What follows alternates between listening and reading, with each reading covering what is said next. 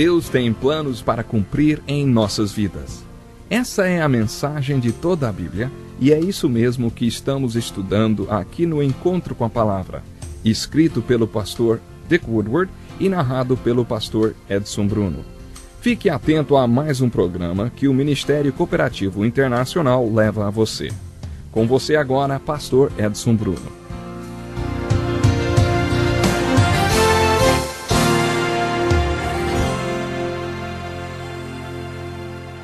Mais uma vez chegou a hora de pegar a sua Bíblia e se juntar a nós em mais uma lição do programa Encontro com a Palavra Santa e Inspirada, Palavra de Deus. A nossa pesquisa da Bíblia nos trouxe ao último capítulo do livro de Gênesis. Quando concluímos a nossa última lição, estávamos fazendo aplicações da vida de José para as nossas próprias vidas. Encontramos essa história que é nos contada nos últimos 14 livros de Gênesis. Observe como José estava completamente convencido da soberania de Deus em todas as circunstâncias.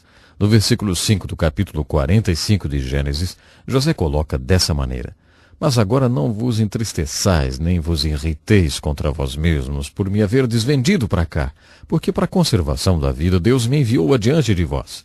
Pelo que Deus me enviou adiante de vós, a fim de conservar vossa sucessão na terra, e para guardar-vos em vida por um grande livramento.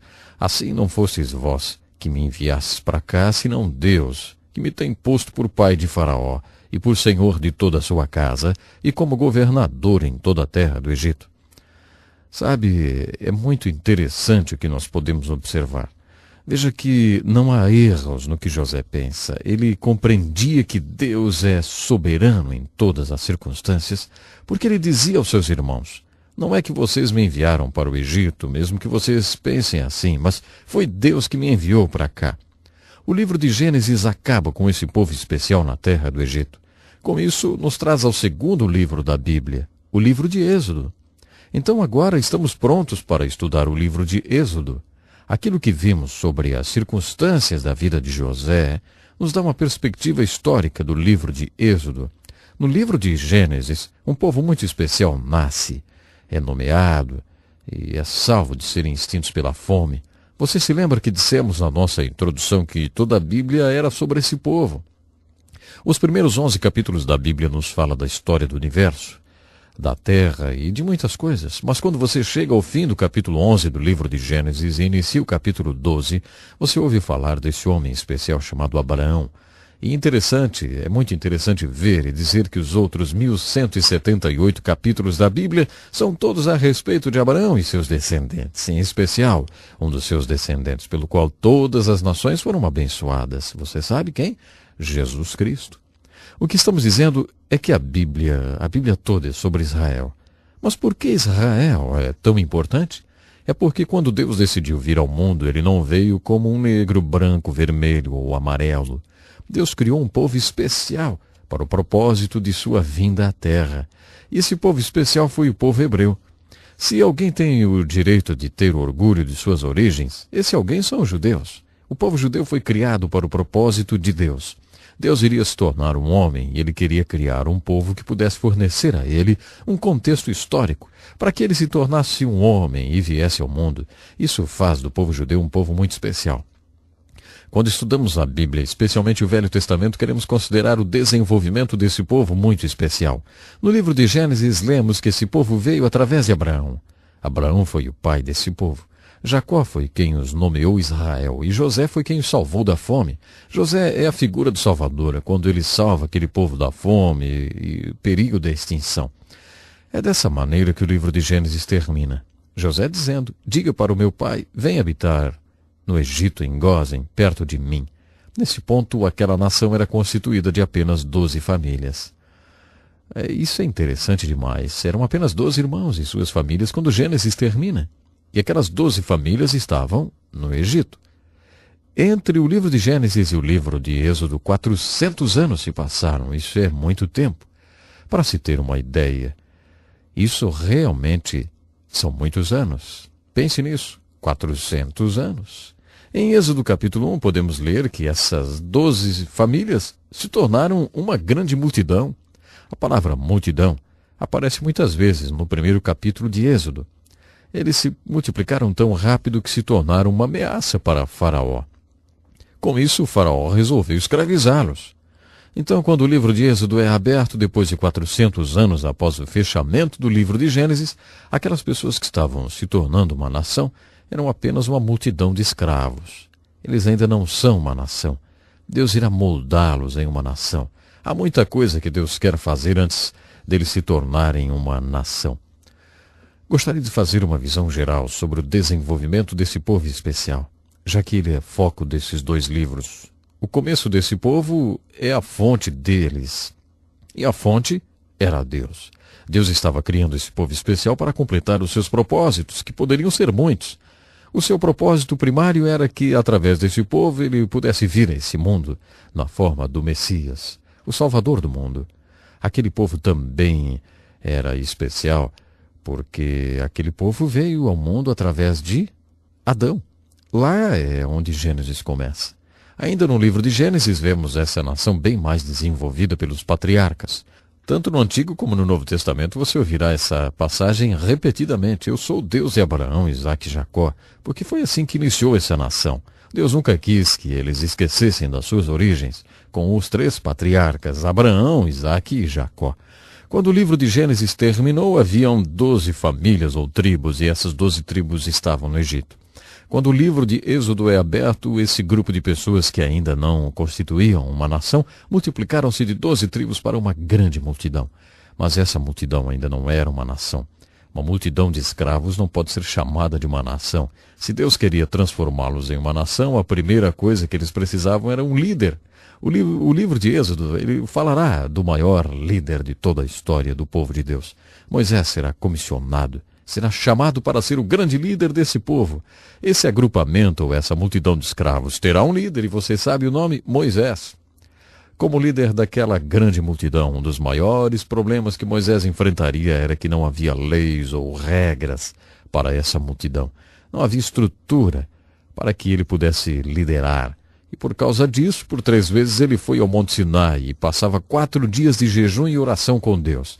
E estava dizendo a Deus: Senhor, eu preciso de regras para liderar essas pessoas. Imagine como seria importante regras e leis para uma multidão. Você poderia esperar de alguma forma liderar uma multidão de 2 a 3 milhões de pessoas sem regras, sem leis? Seria difícil, não? Bom, isso é o que encontramos quando fazemos a transição do livro de Gênesis para Êxodo. A primeira coisa na qual devemos nos concentrar quando estudamos o livro de Êxodo é o povo. Êxodo quer nos falar sobre o desenvolvimento desse povo especial, pelo qual Deus estará vindo ao mundo. No livro de Êxodo também temos um problema. O povo estava no lugar errado. Aquele povo especial estava no Egito, e ainda por cima eram escravos. Deus não queria que o seu povo fosse escravizado. E então o grande conflito do livro de Êxodo é como esse povo ficaria livre da escravidão, como se deslocariam para o lugar certo. A palavra Êxodo, o nome desse livro, significa a saída, ou apenas saída, a saída desse terrível problema, a escravidão. O livro de Êxodo, em além de história, é uma alegoria. Por toda a Escritura você verá o livro de Êxodo como história, a história da saída desses escravos aplicados a problemas que temos em nossas vidas. Por exemplo, no Novo Testamento, por muitos capítulos do Evangelho de João, temos registros das pregações de Jesus.